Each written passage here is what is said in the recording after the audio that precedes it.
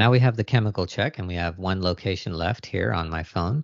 That's the Smith Sol number 3, and that's where our chemical check is, right? So what we're going to do is we're going to go in, we're going to go ahead and accept this task. So similarly, we'll see the green check mark, and we will see this turn into accepted once it registers in the cloud. So there you go, accepted, open, green check mark. And now what we'll do is this one also has a form. So we'll go into the form, see the tank inventory. Let's say we have a 55-gallon drum out there. We have a secondary containment of 2 feet. Let's say the quarts per day is 12. Still 12. And now pay attention to these. These are some of the questions that are programmed or configured, rather, to detect the answers in the system using the intelligence that's built into the system, right? So are the labels installed and in good condition? I'm going to say no. Is the proper safety data sheet located on the tote and legible? I'm going to say no. Did the pump require repair? I'm going to say yes. And did the repairs require a vendor technician? I'm going to say yes. Right? And then I'm going to say leaking lube oil on pump. Right? And I'm going to go ahead and save that.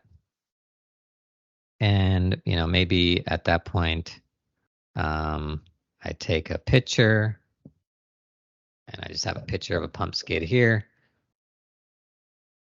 So we'll go ahead and take the picture, see attached, and then we'll go ahead and resolve it. Now, once I resolve it, so I'm done with my list here.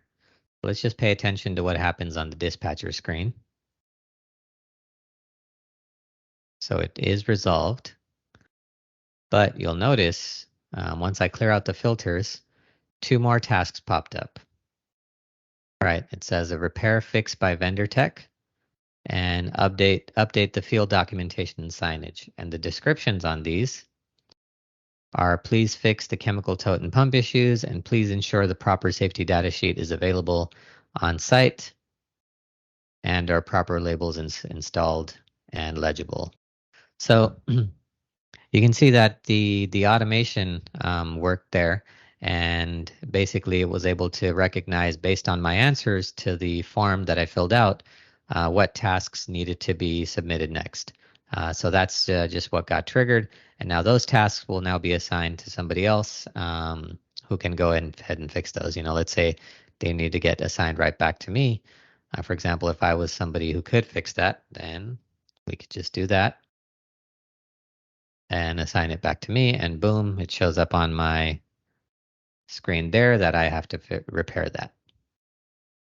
Can also be automatically assigned. So, there are flags to say, hey, whenever this task shows up, automatically assign it to this person or, any of these 3 team members, and that can also be configured.